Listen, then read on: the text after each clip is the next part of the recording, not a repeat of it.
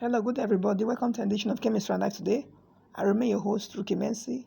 Today I want to be talking about the electronic theory in organic chemistry. Electronic theory in organic chemistry. And back then, let me say secondary school, we are told, many of us learned that an atom consists of a nucleus at the middle, which carries a proton, and then surrounded by orbitals, of which orbitals we carry electrons. The electrons are found around the orbitals, what they call shells. For the first shell, we call it the K shell. The second one, the L shell, the M shell. So, but at this level, we're going a bit higher than this now. So at this stage now, there are four numbers that can describe the electron found in an atom, and none of this, no two electron has this four number the same. Even though they have the same first number, the last number will be different in spin.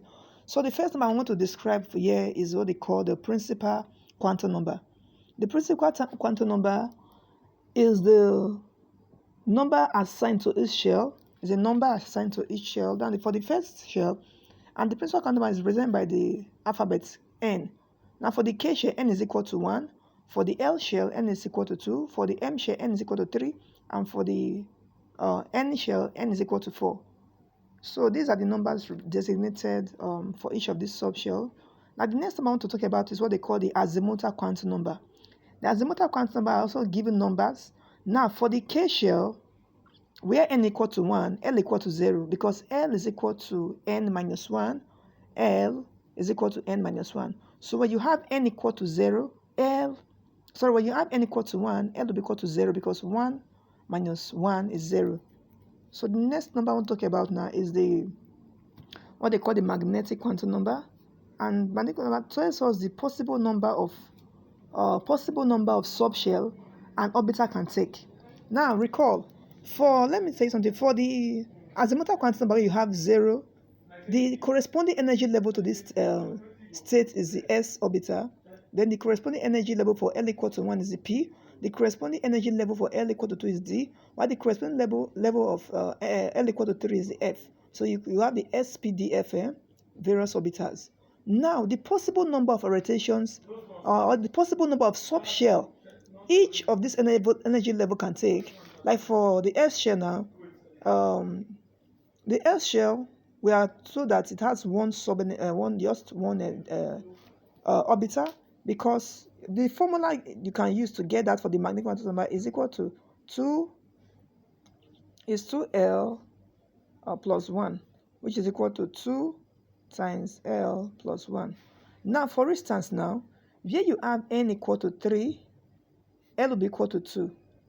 And when L equal to 2, which means 2 times L plus 1 will be 2 times 2 plus 1, which is equal to 5. Remember that for L equal to 2, the energy level is D. Okay? This is why D orbital has 5 sub-energy levels. This D orbital has what? 5 sub-energy levels. Okay? And each energy level can take a maximum of 2 electrons.